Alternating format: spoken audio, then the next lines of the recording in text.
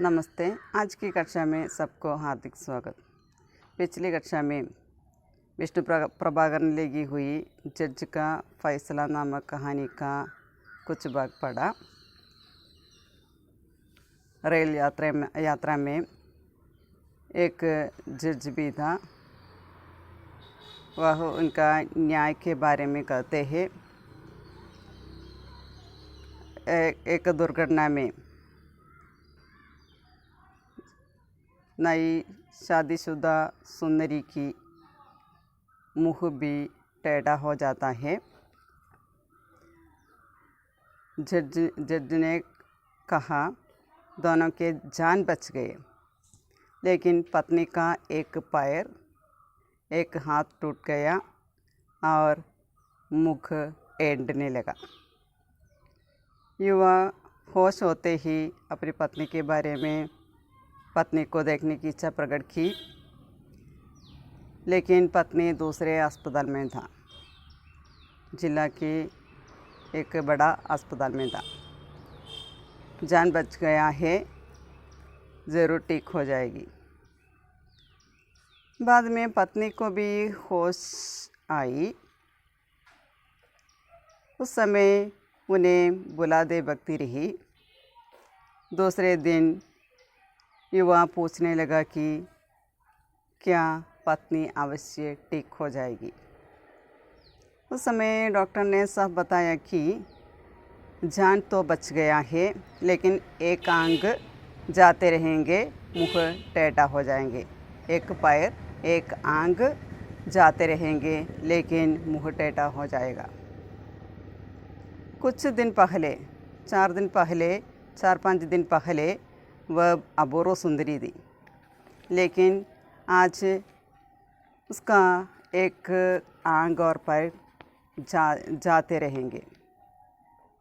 ये सब सब्र करना, ये युवा को सब्र करना पड़ेगा। अगले दिन युवा को मुक्त करने का सलाह हुआ। अस्पताल से मुक्त करने का सलाह हुआ और यहाँ डॉक्टर चला गया। वह कई क्षण आंखें फाड़े उसे जाते देखते रहा। അപ്പോൾ അവിടെ ആ സ്ത്രീയുടെ 4-5 ദിവസം മുൻപ് അപൂർവ സുന്ദരിയായിരുന്ന ആ സ്ത്രീ, ആ പെൺകുട്ടിയുടെ ഒരു കണ്ണും ഒരു കാലും അവിടെ നഷ്ടപ്പെട്ടു. മുഖമാണെങ്കിൽ വിരൂപമായി പോവുകയും ചെയ്തു. അപ്പോൾ അയാൾ ചോദിക്കുന്നുണ്ട്, തീർച്ചയായിട്ടും ഇതെല്ലാം സഹിക്കേണ്ടതായിട്ട് വരും, എല്ലാം നേരെയാവുമെന്ന് ഡോക്ടർ പറയുന്നുണ്ട്. ആ ഡോക്ടർ ചലാ ഗയ. അത് പറഞ്ഞ് ഡോക്ടർ പോവാണ്. വ കൈ ക്ഷൺ ആംഗേം ഫാഡെ ഉസേ ജാത്തെ ദേഖ്താ രഹ. അയാൾ കുറേ നേരം കണ്ണുകൾ തുറന്ന് അവളെ നോക്കിക്കൊണ്ടേയിരുന്നു. ബഡ് ബഡാത്ത രഹ. അയാൾ പിറുവിറുത്തുകൊണ്ടിരുന്നു. അപൂർവ സുന്ദരി, സബ്ര, टेढ़ा मुँह, एक पैर एक आंग, अपूर्व सुंदरी। घंटों तक उसकी यही दशा रही. അപ്പോൾ അവളെ നോക്കിക്കൊണ്ട് അയാളിങ്ങനെ പിറുവിറുത്തുകൊണ്ടിരിക്കുകയാണ്. അപൂർവ സുന്ദരി, എല്ലാം സഹിക്കണം, ടേട്ടാ മുഹ്, വളഞ്ഞ മുഖമാണ്, ഒരു കാല് ഒരു കണ്ണ്, അപൂർവ സുന്ദരി, ഇങ്ങനെ അയാളിങ്ങനെ പറഞ്ഞുകൊണ്ടിരിക്കുകയാണ്. ഘണ്ടം തക് ഉസ്കി യഹി ദശ രഹി. അപ്പോൾ മണിക്കൂറുകളോളം ഇയാളുടെ അവസ്ഥ അങ്ങനെയായിരുന്നു. അയാളിങ്ങനെ പിച്ചും പേയും പറയുന്നത് പോലെ ഇങ്ങനെ പുലമ്പിക്കൊണ്ടിരിക്കുകയാണ്. ഇത് തന്നെ ഇങ്ങനെ പറഞ്ഞുകൊണ്ടിരിക്കുകയാണ്. വഹ് ബാർ ബാർ മദോന്മത്ത് കീ തര ഹസ ബഡ്ബഡായ അപൂർവ സുന്ദരി ഏക് ആംഗ് ടേട്ടാ മുഗ് അപൂർവ സുന്ദരി ഫിർ സിസിക്കിയാൻ പറഞ്ഞ ലഗ. ഇപ്പോൾ ജഡ്ജ് കഥ പറഞ്ഞുകൊണ്ടിരിക്കുകയാണ്. ജഡ്ജ് എന്താണ് അവിടെ വിധിക്കുന്നത് എന്നുള്ളതാണ് നമ്മളിനി പറയാൻ പോകുന്നത്. അപ്പോൾ ഇയാളുടെ അവസ്ഥ, അതായത് സുന്ദരിയായിരുന്ന സ്ത്രീക്കുണ്ടായിരുന്ന മാറ്റം, അതിനനുസരിച്ച് ഇയാളിലുണ്ടാകുന്ന മാറ്റം എന്താണെന്നുള്ളതാണ് നമ്മളിനി പഠിക്കാനായിട്ട് പോകുന്നത്. അപ്പോൾ ഇയാൾ ബോധമില്ലാത്തതുപോലെ ഇങ്ങനെ ചിരിക്കുന്നുണ്ട്, ഇടയ്ക്കിങ്ങനെ പുലമ്പുന്നുണ്ട്. അപൂർവ സുന്ദരിയാണ്, ഒരു കണ്ണ് പോയി, ഒരു മുഖം വളഞ്ഞിട്ടായി, കാല് പോയി എന്നൊക്കെ ഇങ്ങനെ ഇയാളെ പുലമ്പിക്കൊണ്ടിരിക്കുന്നത്. ഫിർ സിസ് കിയാൻ പറഞ്ഞില്ലേക്ക, അങ്ങനെ തെങ്ങിക്കരയുന്നുണ്ട്. ഡോക്ടറെ കേലിയെ ഏക്ക് സമസ്യ ഹോ ഗയി. അപ്പോൾ ഡോക്ടർമാർക്ക് ഇതൊരു പ്രശ്നമായി മാറി. उन्होंने सलाह करके उसे अस्पताल से मुक्त करने का निश्चय किया और जब बड़े डॉक्टर ये निश्चय सुनाने के लिए उसके पास पहुँचे तो उनके अचरज का ठिकाना नहीं रहा। वह पूर्ण शांत था. ഇപ്പോൾ ഇയാൾ ഇവിടെ കിടന്നിങ്ങനെ ബോധമില്ലാത്ത പോലെ ഓരോന്നിങ്ങനെ വിളിച്ചു പറഞ്ഞുകൊണ്ടിരിക്കുന്നപ്പോൾ ഡോക്ടർമാർക്ക് അത് പ്രശ്നമായിട്ട് മാറി. ഉന്നോനെ സലാഹ് കർക്കെ, സലാഹ് കർണ എന്ന് പറഞ്ഞാൽ അഡ്വൈസ് ചെയ്യുക, ഉപദേശിച്ചിട്ട് ഉസെ ആസ്പതാൽ സെ മുക്ത് കർണേക്കാ നിശ്ചയിക്കുക. അയാളെ ഹോസ്പിറ്റലിൽ നിന്ന് വീട്ടിലേക്ക് പറഞ്ഞയക്കാനുള്ള തീരുമാനം അവരെടുക്കുകയാണ്. അപ്പോൾ അയാൾക്ക് കാര്യമായിട്ട് മുറിവുകൾ കുറേ ഉണ്ടെങ്കിൽ അത് കാര്യമായിട്ടുള്ള മുറിവുകളൊന്നും ആയിരുന്നില്ല. അതുകൊണ്ട് തന്നെ അയാൾക്ക് സുഖമാവുകയും ചെയ്തു. അങ്ങനെ അയാളെ ഹോസ്പിറ്റലിൽ നിന്ന് വീട്ടിലേക്ക് വിടാനുള്ള തീരുമാനം എടുക്കുകയാണ്. जब बड़े डॉक्टर ये नीचे सुनाने के लिए उसके पास पहुँचे तो उनके अचरज का टिकाना नहीं रहा. अचरज का टिकाना എന്ന് പറഞ്ഞാൽ ആശ്ചര്യം, ടിക്കാന നഹി എന്ന് പറഞ്ഞാൽ ആശ്ചര്യത്തിന് അതിരുണ്ടായിരുന്നില്ല. അപ്പോൾ ഡോക്ടർമാർ തീരുമാനിച്ചു, ഇയാളെ വീട്ടിൽ വിടാൻ തീരുമാനിച്ച് ആ കാര്യം അവിടെ പറയാനായിട്ട് എത്തിക്കഴിഞ്ഞപ്പോൾ അയാൾക്ക് അത്ഭുതത്തിനല്ലെങ്കിൽ ആശ്ചര്യത്തിന് അതിരുണ്ടായിരുന്നില്ല. അപ്പോൾ പൂർണ്ണ ശാന്തത, അയാൾ വളരെ ശാന്തമായിട്ടാണ് അവിടെ ഇതെല്ലാം കേട്ടത്. उसने इस निश्चय का स्वागत किया. ഡോക്ടർമാരുടെ തീരുമാനത്തെ അയാൾ സ്വാഗതം ചെയ്തു. കേവൽ ജാനെ സെ പൂർവ്വ एक बार पत्नी को देखने की इच्छा प्रकट की. പക്ഷേ പോകുന്നതിന് മുൻപായിട്ട് ഒരു പ്രാവശ്യം കൂടി ഭാര്യയെ കാണണമെന്നുള്ളൊരു ആഗ്രഹം അയാൾ അവിടെ പ്രകടമാക്കണം. അപ്പോൾ ആദ്യത്തെ പ്രാവശ്യം കണ്ടപ്പോൾ അയാൾ തലകറങ്ങി വീണു. അയാളെ എല്ലാവരും കൂടി താങ്ങി പിടിച്ച് പുറത്തേക്ക് കൊണ്ടുവരികയാണ് ചെയ്തത്. ഇപ്പോൾ രണ്ടാമത്തെ പ്രാവശ്യം അവിടെ നിന്ന് ഹോസ്പിറ്റലിൽ നിന്ന് വിട്ടു പോകുന്നതിന് മുൻപ് ഒരു പ്രാവശ്യം കൂടി കാണണം എന്നുള്ള ഒരു ആവശ്യം അല്ലെങ്കിൽ ഒരു ആഗ്രഹം അയാൾ പ്രകടമാക്കി. और इस बार जब वह पत्नी के पास पहुंचा तो न तो उसका दिल कांबा. പക്ഷേ ഇപ്രാവശ്യം അയാൾ ഭാര്യയുടെ അടുത്തേക്ക് എത്തിയപ്പോൾ ന तो उसका दिल कांबा, അയാളുടെ ഹൃദയമൊന്നും എന്താ പറയുക, മനസ്സൊന്നും ഇളകിയില്ല. വന്ന ഖിര, അയാൾ വീണുമില്ല. അപ്പോൾ തല കറങ്ങി വീഴുകയോ അങ്ങനെയുള്ള പ്രശ്നങ്ങളോ വിറക്കലോ ഒന്നും തന്നെ ഈ സമയത്തുണ്ടായില്ല. ആദ്യത്തെ പ്രാവശ്യം ചെന്നപ്പോഴാണ് അങ്ങനെ ഉണ്ടായത്. इसके विपरीत वह दृढ़ता से उसके बिल्कुल पास जा खड़ा हुआ. അപ്പോൾ അതിന് വിപരീതമായിട്ട്, അതായത് അന്ന് കണ്ടപ്പോൾ തലകറങ്ങി വീണ ആൾ ഇന്ന് അതിന് വിപരീതമായിട്ട് വളരെയധികം ദൃഢതയോട് കൂടിയിട്ട് വളരെ ധൈര്യത്തോടു കൂടി ഉസ്കെ ബിൽക്കുൽ പാസ് ജാ ഖടാ ഹുവ, അവളുടെ ഏകദേശം അടുത്ത് തന്നെ പോയി നിൽക്കുകയാണ്. ഫിർ സഹസ ഉസ്നെ ഹാത്ത് ഉടായ, നഴ്സിനെ ഏക്ദം മനാ കിയ. എന്നിട്ട് പെട്ടെന്ന് അയാൾ കൈ ഉയർത്തി. അപ്പോൾ നേഴ്സ് അയാളെ തടയുന്നുണ്ട്. വ രുക് ഗയാ പർ ദൂസരി ഹി ക്ഷൺ ഉസ്നെ ഫിർ ഹാത്ത് ഉടായ ഫിർ ഗിരാ ലിയ പർ തീസരി ബാർ ഉസ്നെ ദോനോ ഹാത്ത് ഉടായേ. അപ്പോൾ ആദ്യത്തെ പ്രാവശ്യം അയാൾ കൈ പൊക്കിയപ്പോൾ തന്നെ നേഴ്സ് അവിടെ തടഞ്ഞു.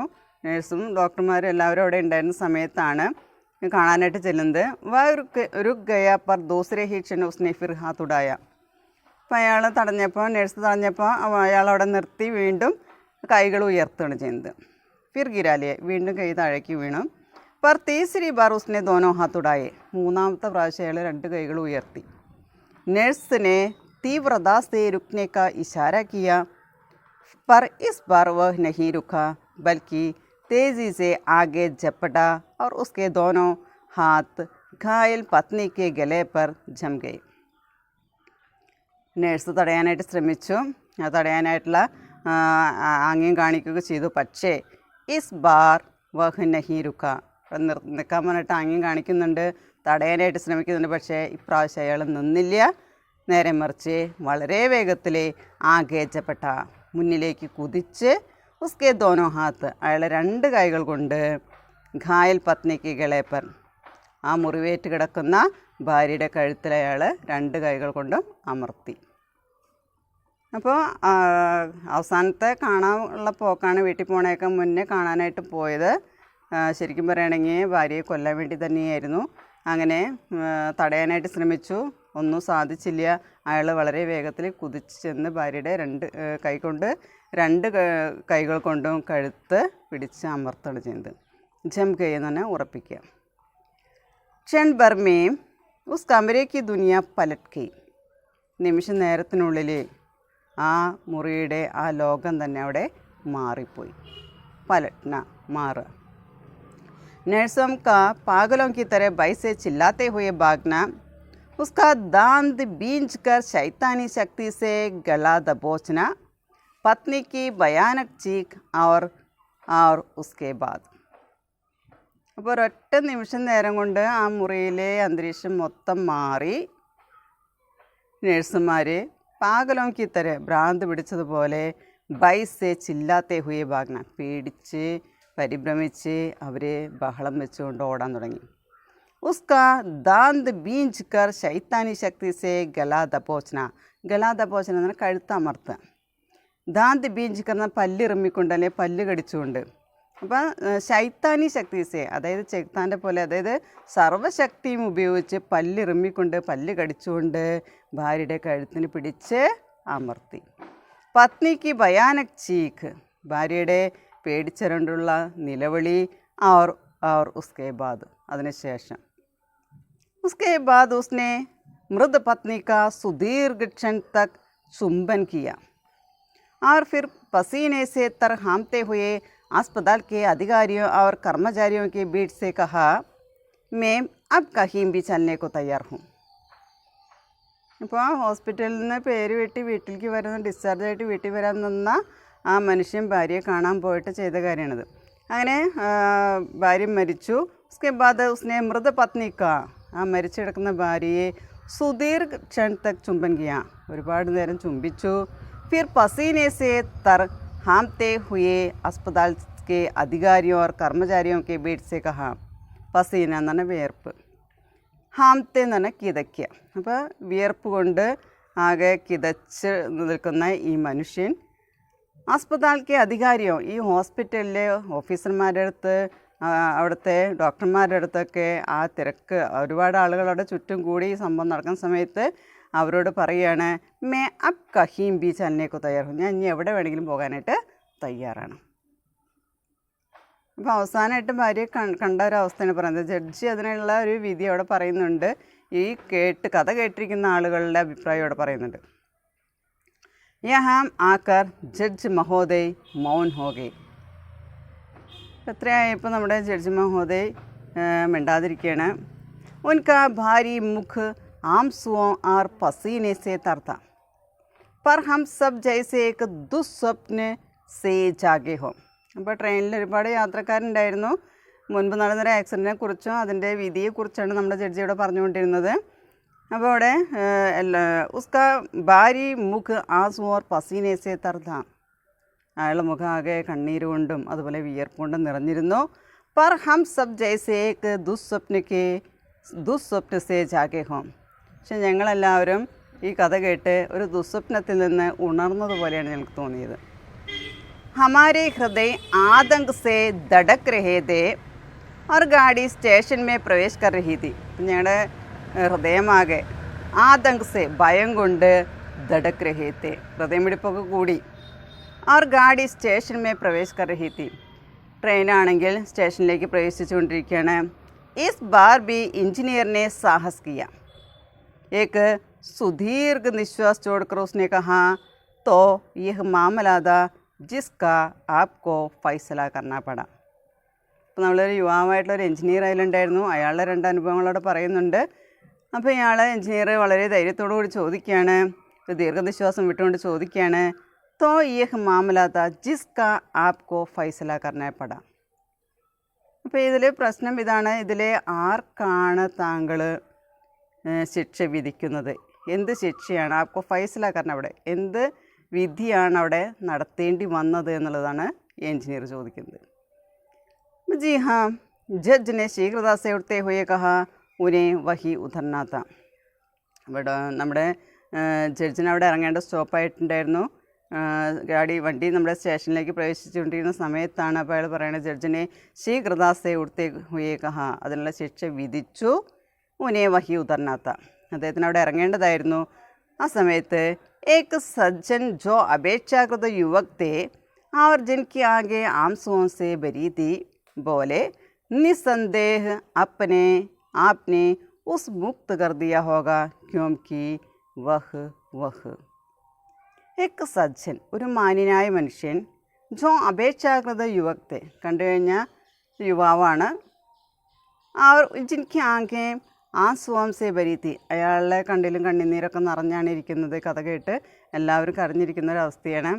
അയാൾ പറയണേ, നിസ്സന്ദേഹ ആപ്നെ ഉസെ മുക്ത് കർ ദിയ ഹോഗ.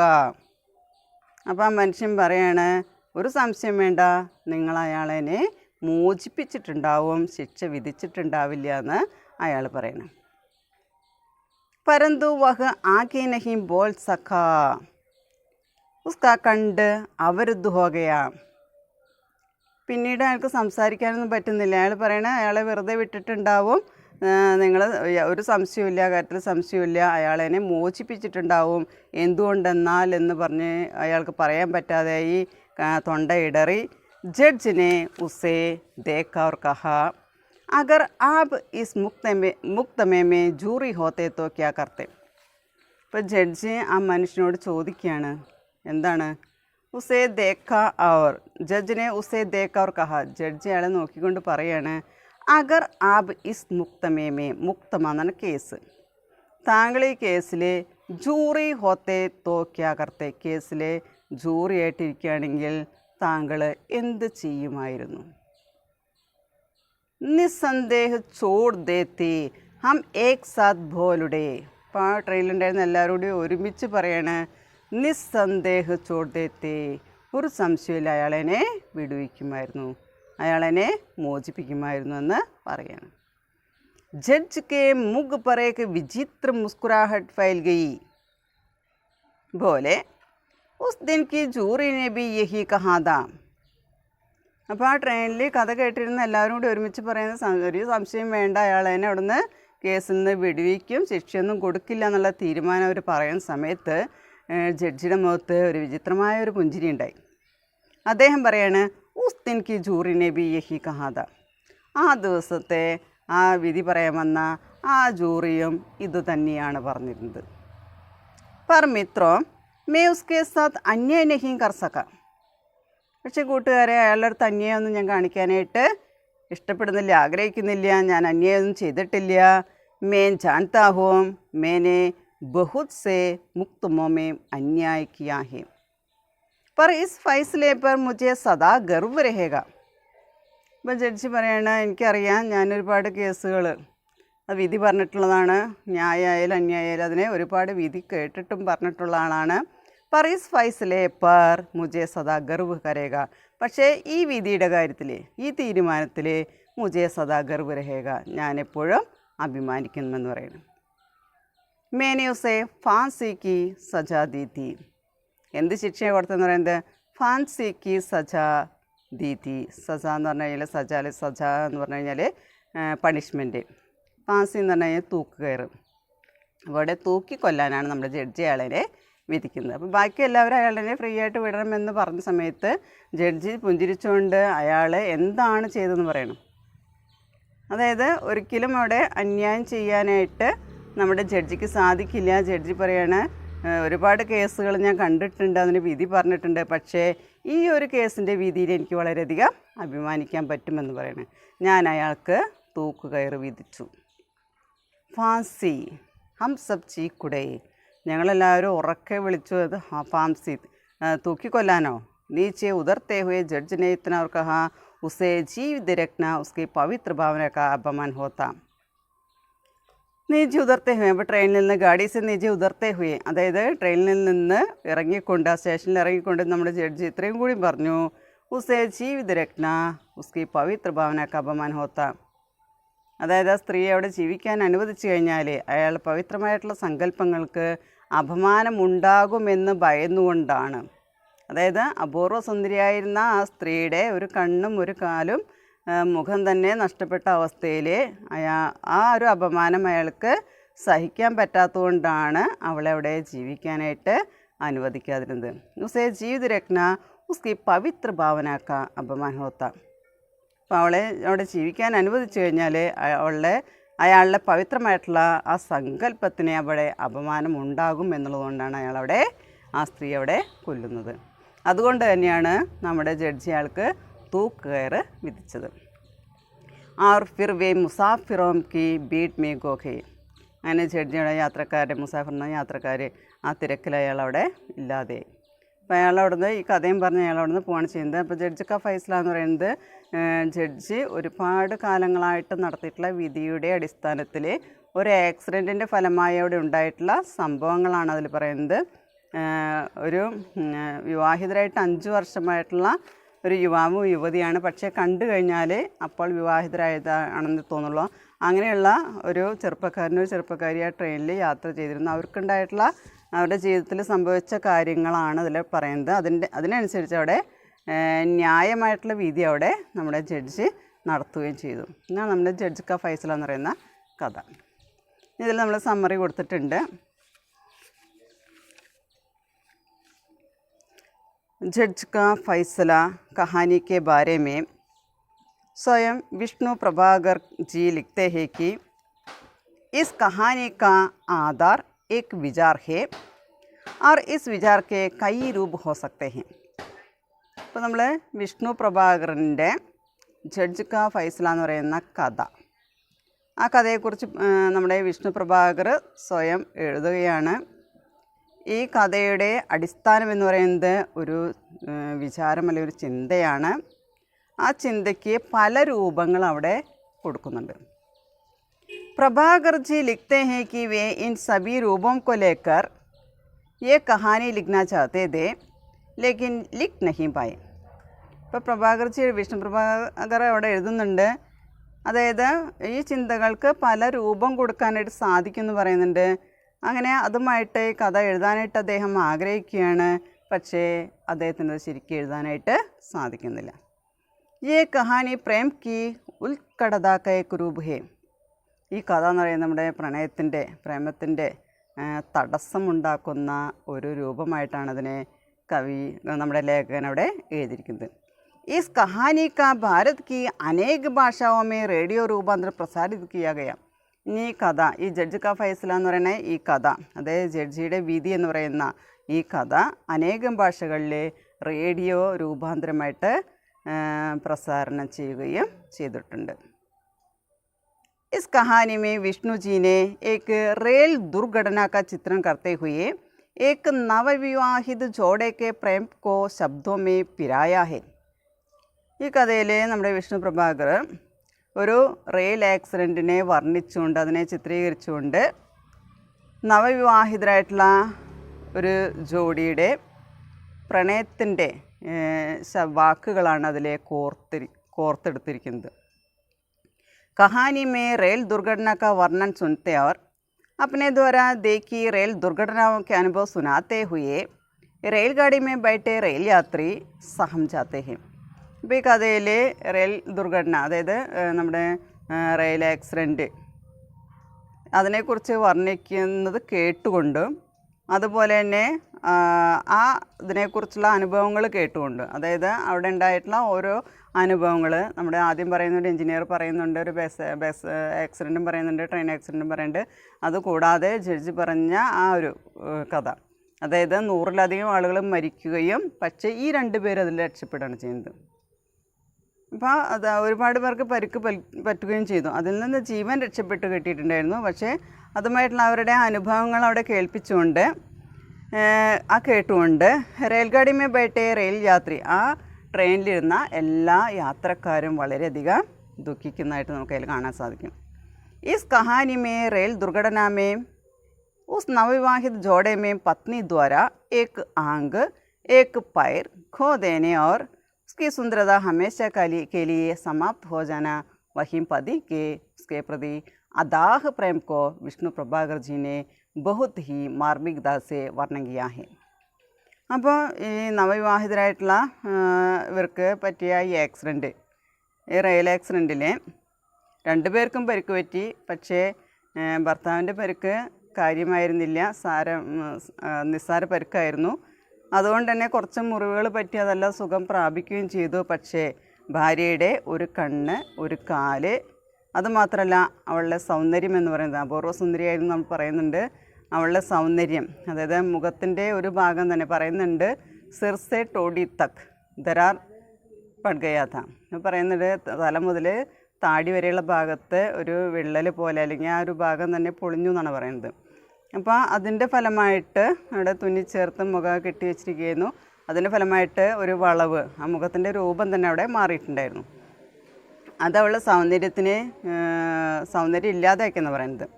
ഹമേശ കേലിയെ സമാപ്ത് ഹോജാന, ആ സൗന്ദര്യം എന്ന് പറയുന്നത് എന്നത്തേക്കുമായിട്ട് അവിടെ ഇല്ലാതെ എന്ന് പറയുന്നത്.